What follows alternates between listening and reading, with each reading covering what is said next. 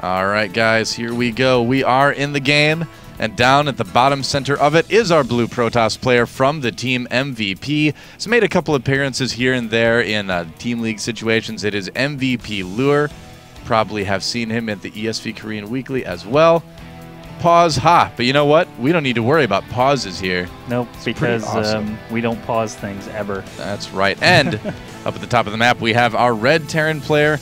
Yes, I know. From the team Karont3, it is Mikhail. So, how are you saying? You're saying it differently every time. Because I'm trying to kind of pronounce it correctly. We've got the wrong overlay, but that's okay. Normally we have something to cover that ugly replay bar, but as long as it's not showing us the time, that's the important thing. Could it be that one? Should we just try it? Yeah, it's the yeah. Okay, we'll go fix this right now. Let's fix this. All right, we boom. Can do that. Hey, look at that. Boom. Whammy. Fixed. This is what happens when we don't have Kevin. Things just fall apart. Yeah, we've also got some of our equipment is on the road because we are doing an installation at San Diego Comic-Con. Yeah, and if you didn't know that, we're doing Gran Turismo Academy Grand Finals at San Diego Comic-Con this weekend, Friday and Saturday. Face-Off, Face-Off Academy Grand Final, etc. Super Extreme remix. If you want to watch Gran Turismo on Friday and Saturday, we actually have a new Twitch channel, twitch.tv/IPL Racers. Yeah. But anyway, these guys are not too concerned with racers. Probably not. Unless Mikhail, as you're calling him, makes some Hellions, then perhaps he will be interested in racing around and trying to torch some probes. Well, we could indeed see some Hellions at a later point in this game. I think Mikhail is planning on going for a 1 Rax expand.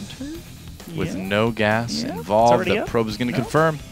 It's going to be like, all right, no gas. I know what you're doing. Carry on. He's like, I approve of this. I will take this information back to my base.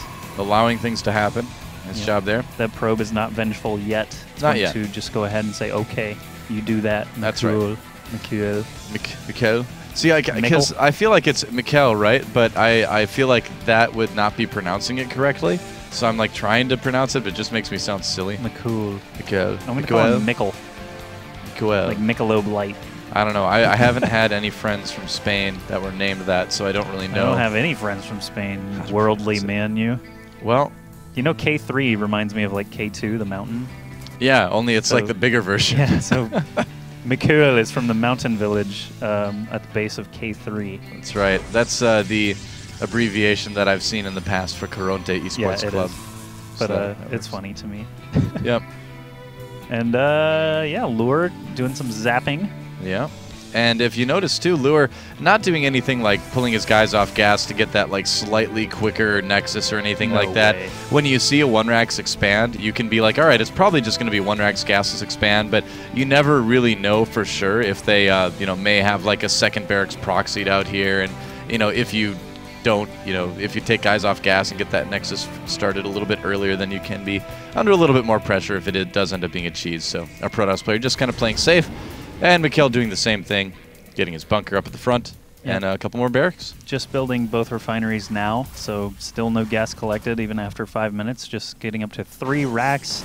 Second orbital command getting going, just very efficient mineral build so far, is keeping his spending pretty low. He's dipped under 50 minerals a couple times, so at least his build order is tight. He knows what he's doing. And Lure, on the other hand, just now expanding. He has been gathering gas, obviously. He's already got a stalker over at his enemy's base. He's got warp gate tech coming in. Sentries are starting to build.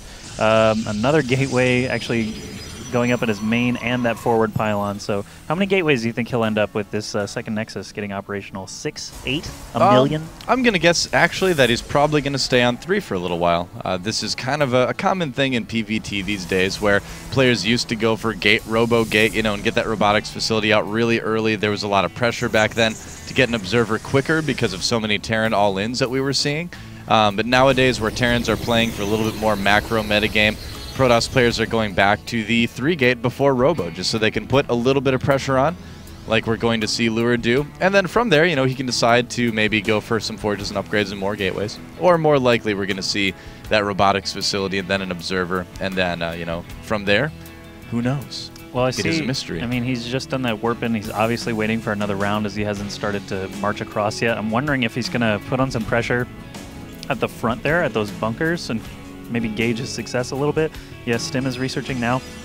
He does have those 2 sentries, obviously, can force field around those bunkers and make it really hard for Mikhail to actually repair all that stuff. So he's actually just going to go in guns blazing with that Guardian Shield. No force fields yet. There he goes, waiting for the perfect moment for those SCVs to try to surround it. But he is a little bit outgunned. There's a lot of Marines there. A Guardian Shield is going to depower. There it goes. And, you know, he picked off a bunker and a few Marine kills, but lost a unit or two himself. I was wondering if he was going to drop that pylon during that aggression. He totally did not disappoint. Nope. A couple more Stalkers and a Sentry being warped in here. That Marine count is pretty low for what he's facing, especially if another Guardian Shield goes up here. It's a pretty heavy aggressive move by our Protoss player right now. He can kind of micro against those Marines. You can see he's just got his Zealots on hold position in a place where he knows he's in range of that bunker. And if anything, he's going to force Mikhail to pull a few more SCVs off the line to defend this bunker potentially. Not focusing down this very lucky SCV here, just waiting for the Zealots. And here he goes, some pretty heavy 3-gate pressure. Decent force fields there. Again, no chance for those SCVs to try and repair that. It does duck 4 Marines into the bottom one there, and Lure is going to have to decide the tipping point where he thinks this is still worth it. There he goes. Another round of Warpins should be ready. There we go. A little bit more Stalker support. It looks like he is kind of low on Sentry energy, but should have enough still for another round of force fields. Yeah, no, if we look at units lost right now, Terran's lost 20 units, but because his units are a little bit less expensive, the money lost from this attack is about even for both players, just slightly more for the Terran right now. So things going okay for Lure. Stim's finished. That's right, with Stim finished, he should be able to push him back pretty easily. Oh, no, the sentries. Yeah, he's going to get all 3 of those gas-expensive sentries, obviously take out this forward pylon as well. And if he chooses to leave his base, he can probably find that little southern one as well. I'm not sure how confident he's going to be. Yeah, he did screw up his mining just a touch there, but I think, wow, dropping 2 more barracks now and getting all of those equipped with add-ons, it looks like he's going to basically just skip building anything out of the factories, go straight for that starport on a reactor. Is that a reactor up there? Yeah, it was. Yeah, it is. Yep, he's got the reactor there. So getting those medevacs out, a little bit supply blocked, it looks like, unfortunately. And he's actually going to be supply blocked for a little while. It's kind of a bad... 3 at once, though, so at least he'll have a little bit of breathing room once it's finished. It's going to slow down his push that he wants to do a little bit quicker. We've got a Robo Bay down for MVP.Lure. And putting him up to 6 gates. Yep, 6 gates, 7 gates actually, with a 1-1 on the way, and no Twilight Council just yet. So Lure may be thinking about following this up with a heavily upgraded gateway push. And honestly, with as well as the attack went at this point for him, I would be, you know, if I were him, pretty confident about going for another gateway attack a little bit later on. He can add on some Marauders here as well, and he is now adding that Twilight Council, so we may just see him kind of sit back and take a third and play a little bit more passively. Oh yeah, definitely going to take a third. He's up to 52 probes already, so it is going to be more of a macro game as this observer goes out to do a little bit of scouting. Looks like Mikhail is actually on the move already, headed through the center of the map with a decent-sized force of, looks like they have, what, +1 armor already finished? Or is that +1 up there? Click on a Marine. Oh, it is. Yeah, he's got 1 weapons. Okay, level 1 armor just now starting. So I saw he had an upgrade earlier, but I couldn't remember what level he started at. Combat shields almost done. Concussive shells already finished. Still just cranking out bio as soon as he can afford some more medevacs. I'm sure they'll be making their way across the map as well. Observer right overhead, so Lure knows exactly where he needs to position himself. The problem is Mikhail obviously has that mobility advantage with those medevacs. He can lift up and drop in the main if he chooses to. Oh, nice force fields trapping those units against those Zealots, but is it enough DPS? It is 1-1 for these Protoss units. Yeah, and Mikhail has absolutely really, or absolutely just miscalculated a little bit. I got adjective crazy for a minute there. Oh, wow. And we do have 2-2 on the way now. Could see a could see a robotics facility. And there it is. Big old robotics bay where those Colossi like to hang out. Yep. That's right, it's a bay. It's kind of confusing why the bay is built separate from the facility, but the Colossi still comes out of the facility. That's a good point. I don't know. Does someone ferry the information from the bay to the facility so they know how to build this? It's wireless. Thing? It's like wireless. Oh, okay. It's like 902.11.12 or G or X or whatever it is. I don't know what you're talking about. Is that a router? Yeah, it's VIN number? It's different wireless standards. Okay. And yep, our Terran player looking a little bit aggressive, but I don't think this is the time to do it. 1 force field will move a little bit of those units. Oh, very lucky they didn't get trapped there. Man, this supply is starting to take its toll every time Mikhail tries to go up the ramp there. He's losing a handful of units. You can see the red dots just streaming across the minimap at all times. So there's no shortage of production. He's keeping his minerals under 100 essentially all the time. Lure doing a pretty good job spending as well. You can see he's saving up for a Colossus now. Should be starting one any moment as those upgrades are just about to finish as well. That'll put him in a really powerful spot if he does make a Colossus after this Observer is done. Yep. Wouldn't be surprised at all. I do like the addition of Blink too. That can be used, for some harassment, and then the better part of it is the drop defense that he'll be able to do with that. We do have Thermal Lance on the way, as well as a Colossus. There's the Thermal Lance upgrade started right now, and he has up to 4 gases as well. So pretty normal stuff from our Protoss player right now, just playing that very standard passive double forge upgrade style. Armory about to finish now for McColl, but he hasn't built a single factory unit up to this point. Really makes me curious what he's going to start to do. It's going to be, well, he's going to need it for 2-2. Yeah, that's usually why it is in TVP. It's usually for the upgrades. But every once in a while you do see players add a couple Thors in there a little bit later, but that's just crazy. Yeah, crazy awesome. Just the upgrades most likely. Another Colossus getting built here.